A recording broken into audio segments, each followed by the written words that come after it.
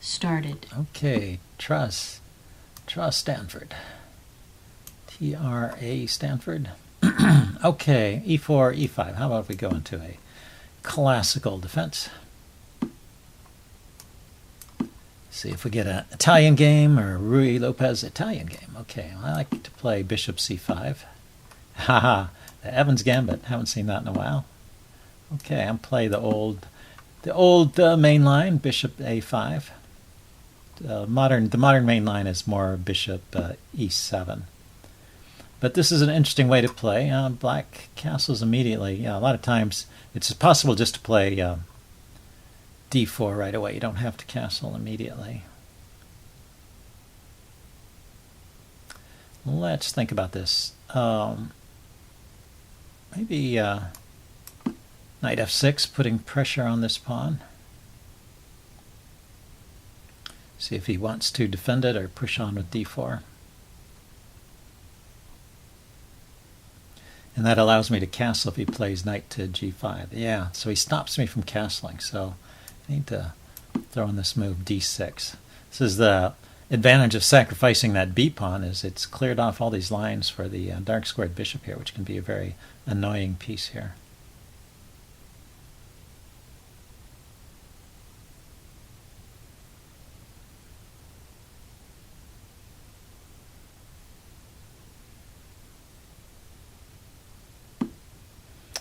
Yeah, so he's going for this, and if I castle, I assume he's going to play queen here.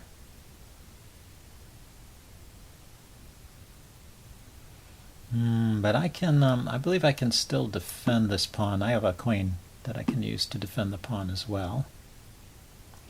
So queen to queen to e7 is what I was thinking. Knight here, knight here. Knight here, rook takes, bishop takes, queen takes is okay. The thing I'm more worried about is if he can do something with this bishop and maybe the d pawn. So we will see. My pieces are a little bit exposed on the queen side. It's one of the problems here. I need to drop this bishop back to b6 so that I can play a move like knight to a5 and fork these guys. So I think that's what I will do immediately. Go bishop to b6 here with the idea of playing knight to a5.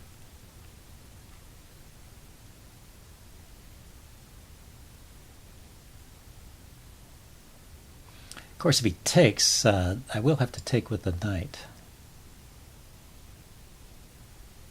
because this d pawn is pinned by the bishop. That's what I mean. You got to watch out for these tactics with the bishop from a3, causing havoc along this diagonal. Yeah, it's white really gets a lot of compensation for this pawn sacrifice in the Evans Gambit.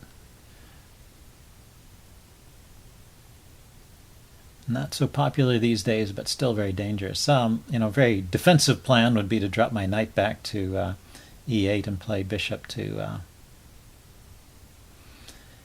knight back to d8 and bishop to e6. That's a possibility too.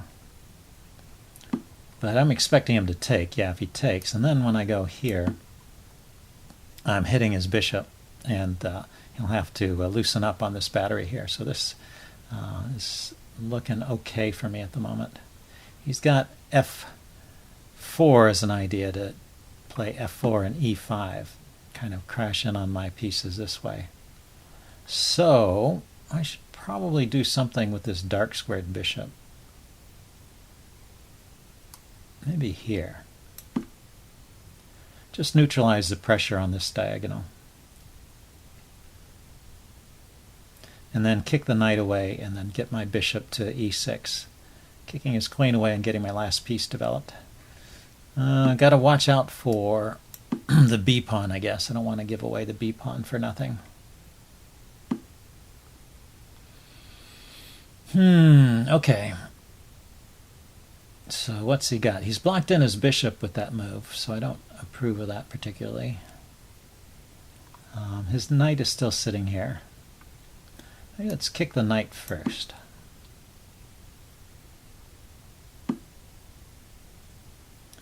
And then protect the b pawn so my bishop is free to move, and then I'll get my last piece developed.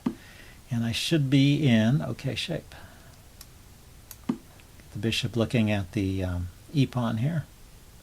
So knight takes, and knight takes pawn as a threat. Oh, in fact, just taking the pawn as a threat, right? Bishop and knight together. So he's defended it. So if I take with the knight and he takes back with the knight, then I will have 3 attackers and he'll only have 1 defender. So I think I can get away with taking there. He can pin it though. So let's think about this. If knight takes, bishop takes, and then rook here, or bishop takes, knight takes, and then rook here, I need to move my queen somewhere that defends a square, and it's not so easy to do actually. Let's get another rook out so I can move my queen away. After the exchanges, if he pins a piece, get my queen out of the way to unpin. Goes there. So now knight takes.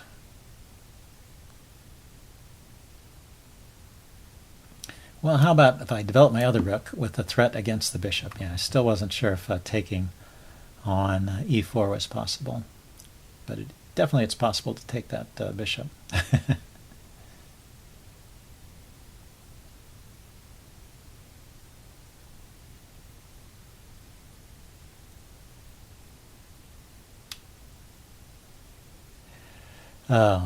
I don't especially just want to trade for that bishop. That's not a great bishop. See, he's got these pieces here. So knight takes, knight takes. Well, let's do that much. Check.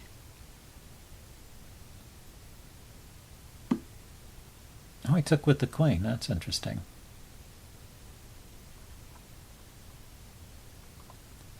This is still defended here, huh? Bishop takes, knight takes, queen takes, rook takes, rook takes. Actually got it completely defended. Oh, but he left his knight undefended. I thought there had to be a problem with that. He left his knight undefended. So, unless I overlooked something, that should take care of it.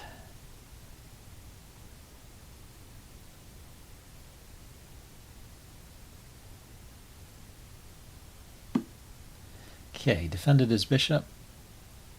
Okay, I've got a rook on the 7th rank. Let's see if I can reinforce it and maybe do something useful with it. Well, I have another idea too. So first, get my queen away from this pin on the pawn, and then I'm thinking I could just take the bishop and then take here, because that would be a fork against the rook and the queen, and this knight is defended. The knight's defending the rook, so there's no pin on this piece, even if queen here was played. So he moves his queen. So now knight takes pawn is possible. Knight takes, bishop takes, rook takes, yeah. And there's no pin there. Or is there?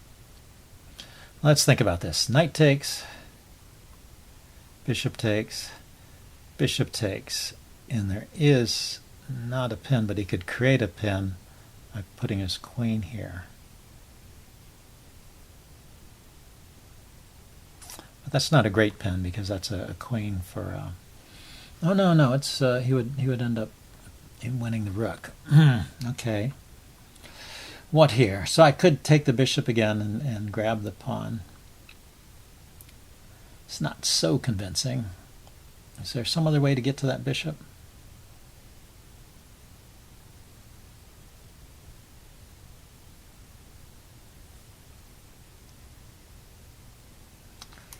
Maybe queen here. It looks like on a dark square the queen is not easily chased away. I'm giving up a pawn. Could have grabbed my pawn on c7, but well, it does not leave the bishop hanging. It's pinned, so he hits my queen.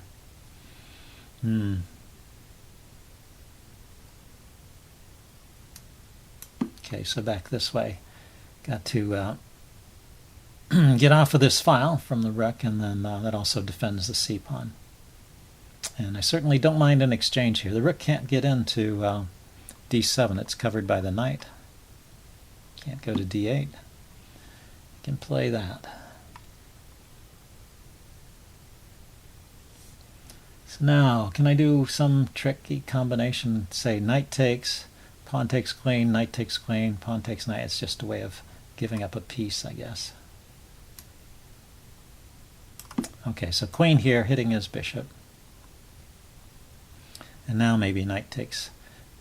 finally can I play bishop takes pawn there? I know, bishop takes, rook takes. So I don't have to worry about pins and things. And then he's got this check at the back row, but I have the h7 square as long as this diagonal. As long as I control this diagonal, I will be okay on that.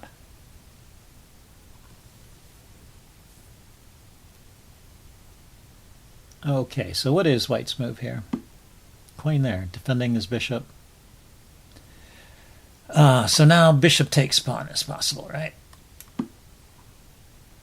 When the queen moves, I can grab this bishop. The queen probably doesn't, yeah, it's no good for the queen to come down here to the back rank. So I can just grab material like this. Yeah, maybe there was no way to stop queen takes g2 checkmate. Looks like my opponent just let his clock run down. Okay, so I will upload this and do a post-mortem. See you guys later. Bye.